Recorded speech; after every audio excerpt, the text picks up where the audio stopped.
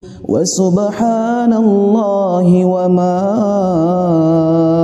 أنا من المشركين ورحمة الله وبركاته. إن الحمد لله نحمده ونستعينه ونستغفره ونعوذ بالله من شرور أنفسنا ومن سيئات أعمالنا. من يهده الله فلا مضل له ومن يضلل فلا هادي له. أشهد أن لا إله إلا الله وحده لا شريك له وأشهد أن محمدا عبده ورسوله. يا أيها الذين آمنوا اتقوا الله حق تقاته ولا تموتن إلا وأنتم مسلمون. يا أيها الناس اتقوا ربكم الذي خلقكم من نفس واحدة وخلق منها زوجها وبث منهما رجالا كثيرا ونساء واتقوا الله الذي تساءلون به والأرحام إن الله كان عليكم رقيبا. يا أيها الذين آمنوا اتقوا الله وقولوا قولا سديدا يصلح لكم أعمالكم ويغفر لكم ذنوبكم ومن يطع الله ورسوله فقد فاز فوزا عظيما.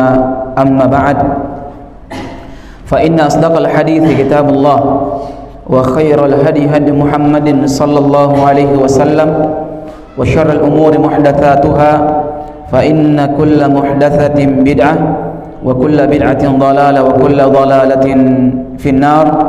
أعاذني الله وإياكم من النار. أيها الإخوة, jamaah yang dimuliakan oleh Allah Subhanahu wa taala. Alhamdulillah atas segala nikmat yang Allah Subhanahu wa taala karuniakan kepada kita semua, sehingga di malam hari ini kita dipertemukan oleh Allah Subhanahu wa taala, dan tiada patut yang kita ucapkan, senantiasa kita haturkan untuk Allah Subhanahu wa taala kecuali pujian yang penuh dengan kebaikan dan keberkahan. Kemudian salah satu di antara kewajiban setelah kita bersyukur, yakni kita memperbanyak amalan kepada Allah Subhanahu wa taala. Karena apalah artinya seseorang bersyukur dengan lisannya namun dia tidak tergerak untuk meningkatkan ketaatan kepada Allah Subhanahu wa taala. Oleh karena itu para ulama kita menyebutkan bahwa di antara ciri orang-orang yang bersyukur kepada Allah itu nampak dari kesehariannya. Jadi kalau ada orang yang bilang saya bersyukur kepada Allah, saya alhamdulillah, namun amalannya ya banyak-banyak menyepelekan amalan-amalan yang wajib, naudzubillah min dzalik, maka ini orang belum bersyukur. Cuma di lisan saja tidak cukup jemaah, ya tidak cukup. Harus syukur disertai dengan amalan. Karena kalau cuma sekedar di lisan, apa bedanya kita dengan orang-orang munafik, orang-orang kafir yang mereka juga menyatakan dirinya beriman kepada Allah Subhanahu wa taala, namun mereka ingin menipu Allah Subhanahu wa taala. Ya. Nah, barakallahu fikum. Oleh karenanya ikhwan yang dimuliakan oleh Allah Subhanahu wa taala, hendaknya kita berusaha untuk meningkatkan terus ibadah. Ya, kita sudah melakukan ini, harus ada misi ke depan untuk menyelesaikan ini lagi. Ayo, begitu seorang muslim dalam hidupnya, jangan merasa puas dengan apa yang dilakukan tahun ini. Harus tahun depan saya bisa berbuat ini, tahun depan saya bisa berbuat ini. Akhirnya dia apa? Terus istimrar amalannya, berketerusan amalannya. Walaupun mungkin sedikit, umpamanya dia mampu dalam setahun itu cuma puasa 2 kali sebulan, setahun saja, puasa Muharram atau puasa Dzulhijjah. Kalau puasa Muharram apa namanya? Apa namanya kalau puasa di bulan Muharram? Ada puasa, satu puasa yang Allah janjikan diampuni dosa-dosanya setahun yang lalu. Puasa tanggal 10. Apa itu namanya? Asyura. Kalau di bulan Zulhijjah tanggal 9 apa namanya? Puasa Arafah. Nabi SAW sebutkan ini semua. Cuma 2 saja amalan dia, tapi dia jaga, istimrar dia, berketerusan dia. Tahun depan saya mau lagi puasa ini, Syawal lagi. Tahun depan saya mau tingkatkan lagi puasa. Ayo 3 bulan, 3 hari dalam sebulan. Tahun depan dia puasa Senin Kamis. Terus dia. Akhirnya dia mampu ya mengaplikasikan apa yang dia katakan, yakni alhamdulillah. Sering-sering saya sampaikan, Nabi SAW merupakan manusia yang paling syukur kepada Allah. Setuju tidak? Nabi Muhammad SAW merupakan manusia yang paling syukur kepada Allah. Namun lihat ibadahnya. Lihat ibadahnya Nabi SAW. Padahal diampuni dosa-dosanya yang lalu, diampuni dosa-dosanya yang akan datang. Ini jaminan dari Allah Subhanahu wa taala. Kekhususan bagi Nabi SAW. Namun tidak membuat beliau berleha-leha. Tidak membuat beliau lupa diri. Tidak membuat beliau akhirnya meninggalkan ketaatan kepada Allah Subhanahu wa taala. Sampai pernah ditegur sama Aisyah radhiyallahu taala anha. Apa kata Aisyah? Ya Rasulullah, kenapa sampai seperti ini ibadahmu? Ya, salat malamnya Nabi Pak sampai bengkak kakinya. Lama betul. Kalau kita lama mungkin main internet. Ya. Bisa enggak? Ada enggak sekarang orang menunggu sambil baca Quran? Ada mungkin, tapi jarang. Rata-rata orang kalau menunggu itu pegang handphone, betul tidak? Bisa itu menunggu? Bisa, yang penting ada handphone. Betah itu menunggu. Betah 2 jam, 3 jam, 4 jam tidak terasa. Tapi kalau baca Quran, lihat Nabi SAW, Nabi ya salat malam sampai bengkak kakinya. Ditegur sama Aisyah, bukan ditegur, ditanyakan, wahai Rasulullah, kenapa sampai seperti ini ibadahmu ya Rasulullah? Lihat jawaban Nabi SAW. Nabi katakan, afala akuna abdan syakura. Tidakkah pantas aku menjadi hamba yang bersyukur kepada Allah? Luar biasa jamaah. Oleh karena itu jamaah yang dimuliakan oleh Allah Subhanahu wa taala, tergambar dari amalan seorang ketika dia bersyukur kepada Allah Subhanahu wa taala. Makanya waktu muda, waktu luang, kesempatan, waktu sehat, manfaatkan untuk menjaga syariat Allah Subhanahu wa taala. Paksakan itu diri, Pak. Ya, paksakan itu diri. Capek, malas sholat, laksanakan. Berdiri tepat. Jangan berikan ruang bagi syaitan untuk mempengaruhi antum. Kan syaitan itu pintar, Pak, biar kita sarjana. Ya, biar kita sarjana, syaitan lebih pintar lah. Pintar Pak tolol-tolol, Pak linguling. Paksakan diri, berdiri antum. Takbir, Allah. Begitupun salat malam umpamanya, antum susah bangun salat malam. Salat subuh saya susah. Ya, tapi paksakan, pasang alarm 1, 2, 3 atau 4 alarm. Ayo, ya, kalau perlu pakai alarm hidup. Suruh istri atau anak bangunkan. Ya, tidak mungkin tetangga antum suruh untuk bangunkan. Supaya antum bisa bangun salat malam. Biasakan malam pertama antum 2 rakaat saja, tambah witir 1 rakaat. Surahnya Al-Ikhlas, Al-Falaq, An-Nas.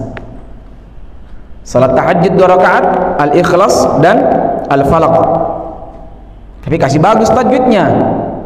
Ya, antum Allahu Akbar. Ghairil maghdubi alaihim waladdallin. Amin. Qul huwallahu ahad. Enggak apa-apa, enggak ada masalah. Salam, berdiri witir 1 rakaat. Baca Al-Fatihah dan An-Nas. Sudah, boleh salam. Subhanal Malikul Quddus. Baca juga Subhanal Malikul Quddus. Sudah selesai. Besok begitu lagi, enggak ada masalah, terus. Sepekan, 1 bulan, tingkatkan. At-Tin, baca. Mulai baca banyak-banyak surahnya. Ayo, karena amalan itu Pak mulai dari sedikit. Jangan langsung besar. Antum langsung besar, bisa-bisa antum patah semangat di akhirnya. Begitu memang orang Pak, kalau semangat 4, 5 itu pada akhirnya capek dalam beribadah. Makanya ibadah itu dibiasakan dari yang sedikit dulu, sedikit. Baru yang namanya bisa banyak. Al-ikhwan rahimakumullah. Kenapa kita mesti menjaga amalan ini Pak? Mumpung kita masih hidup, mumpung masih muda, mumpung kita masih punya kesempatan. Para ulama kita mengingat satu kaidah besar dalam Islam. Apa kaidahnya? Al-jaza'u min jinsil amal. Al-jaza' min jinsil amal. Balasan sesuai dengan perbuatan. Ini berdasarkan hadis. Keluar kaidah ini berdasarkan hadis. Apa hadisnya? Ihfadillaha yahfazka. Jagalah Allah, niscaya Allah akan menjagamu. Ini besar ini maknanya Pak.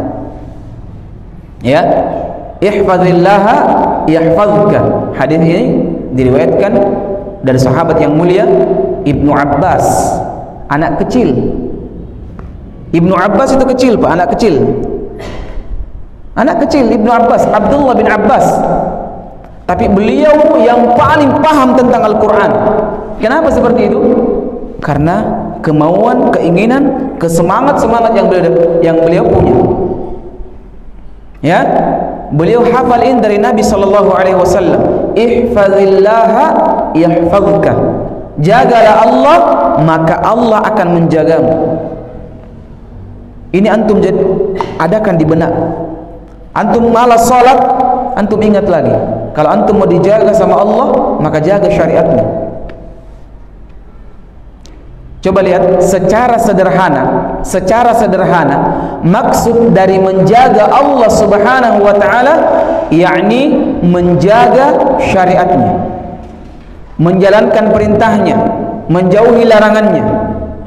Kita tentu Pak, ya, tidak perlu menjaga Allah Subhanahu wa taala. Ada yang bisa menjaga Allah? Bukan gini maknanya. Menjaga Allah itu bukan berarti kita jaga seperti manusia pada umumnya. Bukan itu yang dimaksud. Ya, akan tetapi di sini adalah menjaga, yakni menjaga syariat Allah Subhanahu wa taala, menjaga perintah-perintah Allah Subhanahu wa taala. Nah, dan menjaga batasan-batasan Allah Subhanahu wa taala. Sebab barang siapa yang bertakwa kepada Allah, barang siapa yang menjadikan dirinya takwa dengan menjalankan seluruh perintah Allah Subhanahu wa taala, menjauhi larangan, maka dia akan dijaga oleh Allah Subhanahu wa taala. Dan antum ingat baik-baik, sejauh mana seseorang menjaga Allah, maka sejauh itu pula Allah Subhanahu wa taala memberikan penjagaan baginya. Jadi kalau antum mau ukur sejauh mana Allah menjaga kita, maka ukur juga sejauh mana ketaatan yang antum lakukan. Ini sangat penting jemaah. Sama halnya dengan perkataan sebagian orang yang mengambil perkataan Allah Subhanahu wa taala, ya, di mana Allah Subhanahu wa taala mengatakan, ya ayyuhalladzina amanu in tansurullaha yansurkum wa yutsabbit aqdamakum. Allah mengatakan, wahai orang-orang yang beriman, jika kamu menolong agama Allah, niscaya Allah akan menolongmu dan meneguhkan kedudukanmu. Lihat, ya. Sekarang saya mau tanya, apakah ada orang yang bisa menjaga agama? Padahal Allah mengatakan, ya, inna nahnu nazzalna dzikra wa inna lahu lahafizun. Sungguh Allah yang telah menurunkan Al-Quran, agama ini, dan Allah yang akan menjaganya. Apakah ada orang yang bisa menolong menjaga agama Allah Subhanahu wa taala? Tidak. Ya? Akan tetapi Allah Subhanahu wa taala ingin melihat, Pak, munculnya pejuang yang memperjuangkan agama Allah Subhanahu wa taala. Allah membuka kesempatan ini, Pak, sebenarnya. Allah membuka kesempatan dalam ayat, dalam hadis untuk kita mengambil bagian menjadi orang yang mulia. Itu hikmahnya sebenarnya. Sebenarnya Allah mudah menjaga agama ini. Apa susahnya Allah Subhanahu wa taala? Apa susahnya Allah menjaga agama ini? Akan tetapi di sini ada hikmah yang besar. Ya, Allah menginginkan ada di antara hamba-hamba yang mencari kemuliaan dengan menjaga agama Allah Subhanahu wa taala. Ini sebenarnya hikmahnya, Pak. Makanya jangan suka berkecil hati ketika antum menasihati orang. Ya, jangan berkecil hati ketika antum bisa memberikan manfaat bagi orang. Jangan antum berkecil hati, patah semangat ketika antum bisa memberikan kebaikan, hidayah kepada orang. Jangan, karena itu perbuatan untuk mencapai kemuliaan di sisi Allah Subhanahu wa taala. In tansurullaha yansurkum wa yuthabbit aqdamakum. Nabi mengatakan, ihfazillaha yahfazka. Jagalah Allah, maka Allah akan menjagamu. Dan salah satu di antara hal yang bisa menjaga syariat Allah Subhanahu wa taala, yakni disampaikan agama ini. Disampaikan kebaikan ini. Ada yang kita paham tentang suatu kebaikan, maka sampaikan kepada orang, tularkan kepada orang. Agar apa? Agar tercipta, ya, penjagaan terhadap agama. Agama apa yang dimaksud menjaga, Pak? Agama yang tulus, agama yang bersih dari Nabi sallallahu alaihi wasallam. Karena agama saat ini, Pak, sudah terkotori. Dan disinilah fungsinya orang-orang yang memahami agama, ya, menyampaikan dengan cara yang hikmah tentang perkara-perkara agama yang benar. Nah, jamaah yang dimuliakan oleh Allah Subhanahu wa taala. Ini, Pak. Jadi apa hikmahnya? Allah mengatakan barang siapa yang menolong agama Allah. Apakah Allah butuh bantuan manusia untuk menjaga agama? Tidak. Tanpa kita agama ini akan mulia. Makanya jangan suka bilang mengaku, merasa berjasa dalam agama, Pak. Ini kan banyak ini. Suka baperan. Ya, disinggung sedikit baper dia. Khususnya ini bagi apa, donatur ya. Ada donatur kasih masuk uang. Suka dipakai mobilnya dalam dakwah umpamanya. Suka dipanggil dia dalam kegiatan-kegiatan kebaikan-kebaikan. Dia punya banyak uang, punya banyak pengaruh. Tersinggung di situ, akhirnya dia mundur. Apa dalam yang ada di benaknya, Pak? Kira-kira apa yang ada di benaknya? Pasti orang ini mengaku merasa berjasa dalam Islam. Ini enggak bagus ini, Pak. Enggak baik ini. Lihat Allah Subhanahu wa taala mengatakan, "Wa may yashkur fa innama yashkuru li nafsihi wa man kafara fa innallaha ghaniyyun hamid." Lihat perkataan Allah Subhanahu wa taala, dan barang siapa yang bersyukur kepada Allah. Bersyukur dalam artian dia berbuat, dia mengamalkan, dia menyampaikan, dia memberikan, dia mengeluarkan hartanya. Lihat, maka sesungguhnya semua bentuk kesyukuran itu kembali kepadanya. Tidak membuat Allah kenyang, tidak membuat Allah puas ketika kita membantu agama Allah Subhanahu wa taala. Kan banyak orang begitu, Pak. Ai tena menangan pun tena menake. Hati-hati, ini bentuk talbis iblis, perangkap syaitan. Dan Allah mengatakan, wa man kafara fa innallaha ghaniyyun hamid.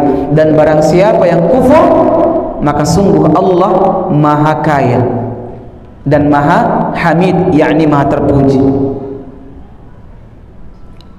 Al-ikhwah rahimakumullah.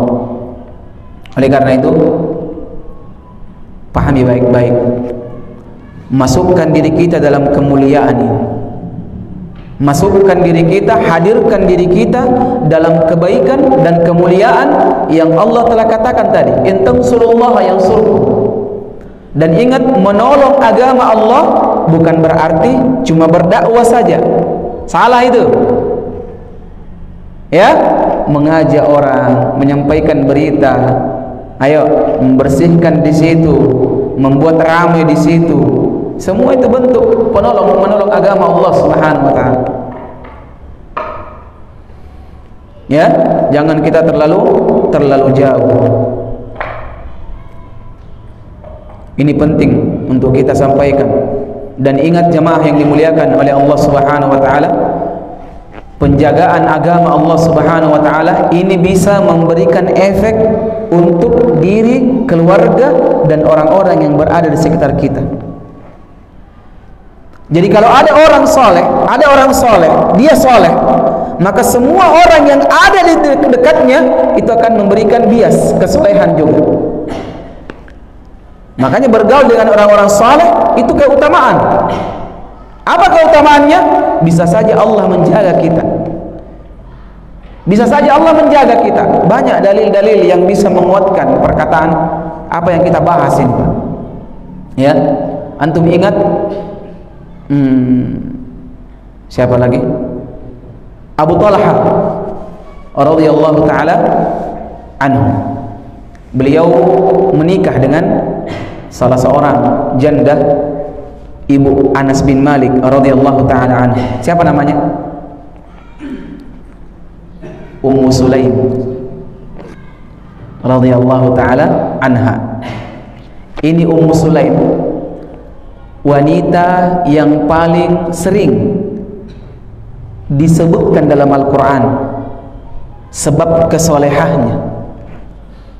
Beliau wanita yang solehah. Wajib perempuan-perempuan zaman sekarang, Pak, untuk mempelajari, mengarungi, membaca, mendikte kisah kehidupan Ummu Sulaim. Wanita yang solehah, ibu dari Anas bin Malik radhiyallahu taala anhum ajma'in. Nabi SAW mengatakan, seorang wanita ini, Nabi katakan, ra'aituni dakhaltul jannah fa idza ana birrumaisa imraati Abi Talha. Nabi SAW mengatakan, aku melihatku bermimpi, aku melihat diriku bermimpi memasuki surga. Kemudian di dalam surga aku melihat imra'ah Abu Talha, istrinya Abu Talha. Siapa dia? Ummu Sulaim. Siapa namanya itu Ummu Sulaim? Rumaisa. Makanya antum kalau punya anak, kasih dia nama Ummu Sulaim. Ya. Walaupun saya sudah ya, anak saya namanya Ummu Sulaim. Tapi tidak apa-apa, semakin banyak semakin bagus. Kenapa? Kita berharap anak kita bisa meneladani pendahulunya Ummu Sulaim. Maka jangan pakai nama-nama yang kala Allah, ya, Mekel, Mekel. Nauzubillah min dzalik. Lihat, saya ceritakan lagi satu tentang keutamaan Ummu Sulaim. Qala Malik Abu Anas limraati Ummi Sulaim. Ini berkata, ya, Malik ini bapak dari Anas bin Malik. Nah, berkata tentang istrinya, inna hadzal rajul ya'ni Nabi sallallahu alaihi wasallam yuharrimul khamr fantalaqa hatta ata Syam fahalaka hunak. Di sini beliau menyampaikan, ya, sesungguhnya laki-laki tersebut telah mengharamkan khamar. Yang dia maksud adalah Nabi sallallahu alaihi wasallam. Nabi telah mengharamkan khamar. Maka Malik pergi hingga ke negeri Syam, meninggalkan Syam. Kemudian dia meninggal di sana, Pak. Ya, meninggal di sana. Kemudian faja'a Abu Talha fa khataba Ummu Sulaim. Kemudian setelah meninggalnya ini Malik, bapaknya Anas, datang Abu Talha ingin melamar Ummu Sulaim. Ketika itu Pak, Abu Talha masih kafir. Masih kafir. Ini Ummu Sulaim terkenal dengan kebaikan, ketakwaannya sebagai seorang muslimah. Fakallamaha fi dzalik faqalat ya Aba Talha ma mithluka yuraddu walakinnaka imra'atun kafir walakinnaka umrun kafir.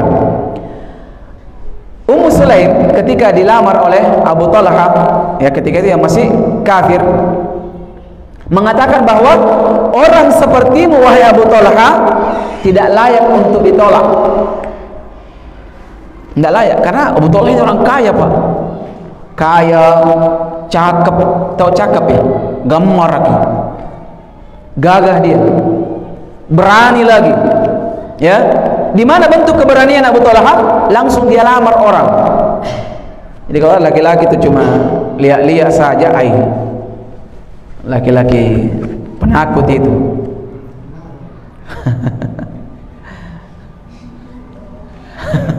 Iya ya, kayaknya seperti itu. Ya, dia cuma berani lihat saja. Masya Allah, akhwatkan. Ini laki-laki penakut ini. Tapi kalau dia langsung mengkhitbah, ini berani nih, punya syaja'ah, keberanian. Dilamar Abu, wahai Ummu Sulaim, saya mau melamar engkau. Langsung dia. Kenapa Abu Talha ingin melamar Ummu Sulaim? Apakah karena Ummu Sulaim kaya? Tidak. Anak pejabat? Bukan. Tapi karena Ummu Sulaim terkenal dengan ketakwaannya sebagai seorang wanita yang saleh. Makanya kita juga sebagai seorang laki-laki Pak, cari istri, cari perempuan yang terkenal dengan kesolehannya. Ya, biasakan begitu dari akhwat ke akhwat, akhirnya ke ikhwat. Itu anaknya fulan, Masya Allah, sudah bagus agamanya, dia bantu orang tuanya. Ingat Pak, bagusnya agama itu bukan banyaknya hafalan. Saya sering ini sampaikan sama ikhwah, ya, Indo anaknya baji namu ngapain? 30 juz, tapi tidak tahu bantu orang tuanya. Ayo, tidak baik perempuan begini Pak. Perempuan yang baik itu pagi-pagi dia sudah menyapu di rumahnya, cuci piring. Ya, sebelum bangun orang tuanya sudah siap makanan, beres semua pakaian, halaman sudah beres, tempat tidur beres. Ini jempol ini. Ya, tapi kalau sekedar banyak hafalan, banyak rawi-rawi yang dia hafal, tapi tidak bisa bekerja di rumah, pacce. Ya, pacce. Ya. Tapi walaupun tidak dipungkiri Pak, orang banyak hafalan bagus juga, tapi bagus kalau dari sisi yang tadi kita sebutkan. Ummu Sulaim dilamar. Akhirnya Ummu Sulaim ini karena sudah merasa, sudah sering datang ini Abu Talha, akhirnya Ummu Sulaim bilang, tidak, sebenarnya engkau tidak pantas untuk ditolak wahai Abu Talha. Terus Abu Talha bilang, kenapa baik? Ada hal yang saya ingin sampaikan kepadamu. Apa itu? Engkau seorang yang kafir dan aku seorang yang mukmin. Lihat Pak. Sekarang kan tidak penting, yang penting cinta bedeng. Yang penting cinta. Tidak apa-apa beda agama. Ini na'udzubillahi min dzalik, ini tidak sah pernikahannya. Menikah dengan laki-laki yang kafir tidak sah pernikahannya. Berzina seumur hidup. Ini disampaikan seperti ini supaya orang paham. Karena orang sekarang kan lomolom ini karena agama, ya, dijadikan agama nomor 2 atau nomor kesekian. Memang begitu. Saya syukur karena ada toleransi di rumah. Kenapa ya? Bapaknya itu masih kafir. Jadi lahir anakku kusuruh pilih agama. Ini dong pala ini. Tidak paham ini, betul ini. Ada begitu kan? Dengan bangganya dia bilang, "Wih, anakku itu suruh pilih agama. Terserah dia mau pilih agama." Bapaknya tuh ya tidak nalaran ton dia puasa, Nggak nalarangku memang, tapi coba aku katakan bahwa satu ilah yang berhak disembah. Kalau puasa, orang-orang kafir juga mampu puasa. Yang tidak mampu mereka lakukan apa? Tidak mampu mereka meyakini bahwa Allah saja yang disembah, haram kepada selainnya. Coba aku sampaikan itu, Natena. Pak, ada saya mau sampaikan ini, Pak. Malam-malam tanya, apa itu? Ternyata cuma satu ilah sembahan yang berhak, yang hak, semuanya batil. Menyembah kepada selain Allah merupakan kekafiran, dan orang kafir, Pak, kekal dalam neraka, tidak pernah keluar. Coba sampaikan itu. Natena kan nama mana buku nikah ya itu. Ini sekarang ini agama sudah menjadi nomor yang sekian, jemaah. Nauzubillahi min dzalik. Lihat Abu Talha, lihat Ummu Sulaim. Abu Talha ini orang kaya ini, Pak. Tuh kalau manjang, nyaman kita Allah saka. Nak bunting makin beri. Sama orang kaya enak hidup. Tapi Ummu Sulaim memikirkan agama. Saya tidak bisa menerima engkau wahai Abu Talha karena engkau masih seorang kafir. Lihat ya, luar biasa, Pak. Ya. Kemudian dan beliau mengatakan wa anna imra'atun muslimah, dan saya seorang wanita yang muslimah, la yasluhu li an atazawwaj, dan beliau mengatakan la, dan tidak bisa, ya, tidak bisa kita melakukan pernikahan dengan beda agama. Akhirnya Abu Talha radhiyallahu taala anhu pun masuk ke dalam Islam, dan keislamannya itulah menjadi, ya, syarat nikah dengan Ummu Sulaim. Ya, ketika mau menikah disebutkan bahwa apa maharnya. Ya, qala as-safra wal bayda. Disebutkan mau yang kuning atau yang putih katanya. Apa artinya itu? Emas atau perak. Ya. Tapi Ummu Sulaim berkata, aku tidak mengharapkan emas maupun perak. Fa inni la uridu safra wala bayda, uridu minkal Islam. Allahu akbar. Lihat Ummu Sulaim mengatakan, wahai Abu Talha, mahar untukku bukan safra maupun bayda, bukan kuning maupun yang putih, bukan emas maupun perak, bukan dunia beserta isinya, akan tetapi masuklah engkau ke dalam Islam. Lihat, ya, maka fa in taslama fadzaka mahri wala as'aluka ghairak. Dan beliau mengatakan tidak ada yang saya minta dari wahai Abu Talha kecuali itu. Akhirnya Abu Talha radhiyallahu taala anhu masuk ke dalam Islam. Ya, maka jadilah beliau bapak tiri dari Anas bin Malik radhiyallahu taala anhu. Nah, lihat menjaga agama Allah Subhanahu wa taala. Jam berapa Isya? 9 lewat, jam 7 lewat berapa? 14, masih ada waktu ya. Antum tahu siapa nama anak Abu Talha? Abdullah. Anak dari pasangan soleh soleha ini, itu melahirkan anak Abdullah. Ya. Dan anak-anaknya Abu Talha dan Ummu Sulaim ini itu melahirkan anak-anak yang menjadi ulama-ulama semua. Ulama-ulama semua. Tahu gurunya Imam Malik siapa? Abdullah bin Abi Talha. Lihat. Ya, ahli hadis semua anaknya. Ahli qiraat, 5 yang jadi ahli qiraat, 5-nya jadi ahli hadis, 10 anaknya. Lahir dari seorang yang menjaga agama Allah Subhanahu wa taala. Ini ceritanya luar biasa, Pak. Pernah dengar cerita kisah Abu Talha ketika beliau ke masjid? Ya. ketika beliau ke masjid. Abu Talha ke masjid. Fa kharaja Abu Talha ila al-masjid fatuwfiya al-ghulam. Maka tiba-tiba anaknya meninggal di rumah. Meninggal anaknya. Ayo. Anak satu-satunya Pak meninggal ini. Fahayyat Ummu Sulaim al-mayyit. Kemudian istri beliau yang salehah merawat anaknya dengan baik, mengkafani, memandikan jenazahnya. Kemudian beliau mengatakan, faqalat li ahliha la yukhbiranna ahadun minkum Aba Talha biwafati ibnihi. Jangan sekali-kali kalian ini menyampaikan berita tentang wafatnya anaknya Abu Talha, karena paling dicintai anaknya ini. Kira-kira bagaimana ini?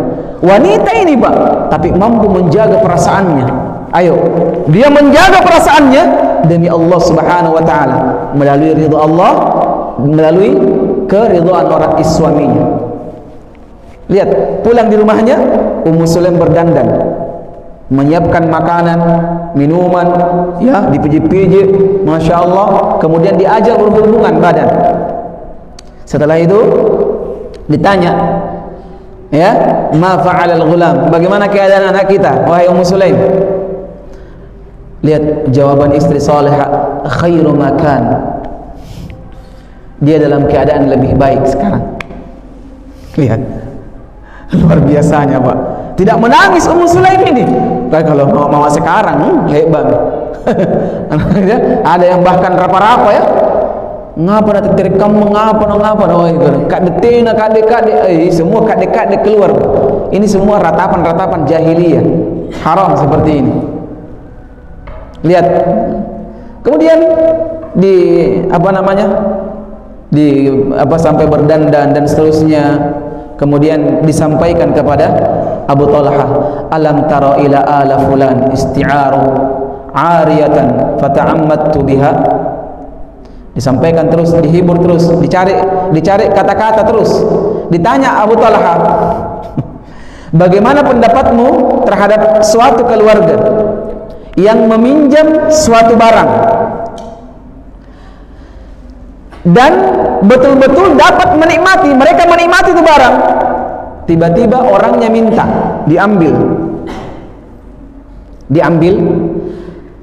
Ketika diminta, orang yang dipinjami ini merasa enggan untuk mengembalikan. Bagaimana pendapat engkau wahai Abu Talha?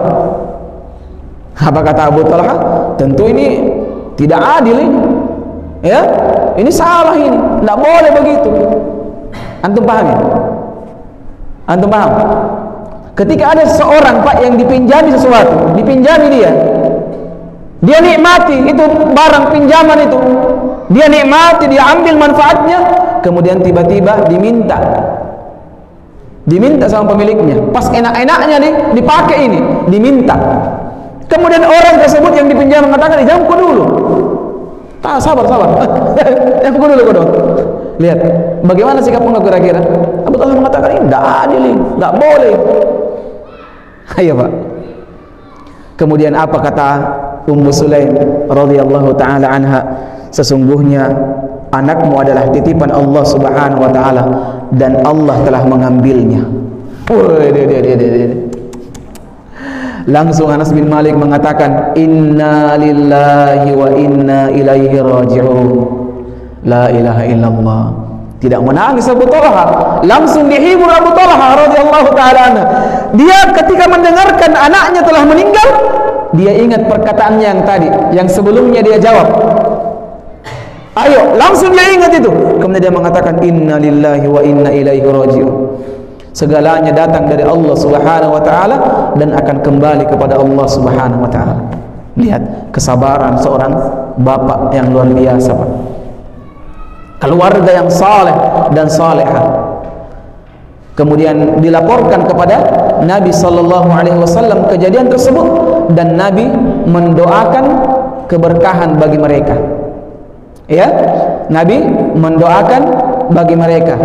Nah, Nabi doakan keberkahan bahwa semoga Allah Subhanahu wa taala memberkahi apa yang telah kalian lakukan di malam tadi, yakni perhubungan mereka di malam hari tersebut. Kemudian ya, lahirlah anak beliau, yakni Abdullah yang tadi saya cerita, diberkahi, Abdullah bin Abu Talhah radhiyallahu taala anhuma. Dan dari Abdullah inilah lahir 10 anak. 10 anak, 5 jadi ahli qiraah, 5 jadi ahli hadis. Ayo, luar biasanya Pak, ya, yakni cucu dari Abu Talhah radhiyallahu taala anhu. Anak beliau yang paling terkenal itu yakni Ishaq, Ismail, Yaqub, dan Abdullah dan Amr. Ini anak-anak yang menjadi pion-pion Islam. Nah, ayo, apa kira-kira yang bisa diambil pelajaran di sini, Pak? Ketakwaan, kesolehan, berbuah penjagaan generasinya oleh Allah Subhanahu wa taala. Dijaga generasinya, diperbaiki generasinya, diperbaiki anak cucunya, dijaga oleh Allah Subhanahu wa taala. Efek dari apa? Sebab dari apa? Ketakwaan dan kesolehan orang tuanya. Makanya kita orang tua ini, Pak, harus wajib menjadi orang saleh. Ya, kita butuh penjagaan Allah Subhanahu wa taala agar anak kita bisa terjaga, Pak, agar keturunan kita bisa saleh dan salehah. Siapa yang jamin di sini punya keturunan yang saleh? Nggak ada, Pak. Makanya salah satu di antara upaya untuk menjaga anak generasi kita, yakni menjadikan diri kita ini saleh. Dan untuk menjadi orang yang saleh, kita mesti menjaga agama Allah Subhanahu wa taala. Kita jaga syariat Allah Subhanahu wa taala, kita jalankan perintah Allah, paksakan diri kita untuk melaksanakan ketaatan. Paksakan diri kita untuk menjauhi, terhindar dari larangan-larangan Allah Subhanahu wa taala, agar tercipta kesolehan dan ketakwaan dalam diri kita, jemaah.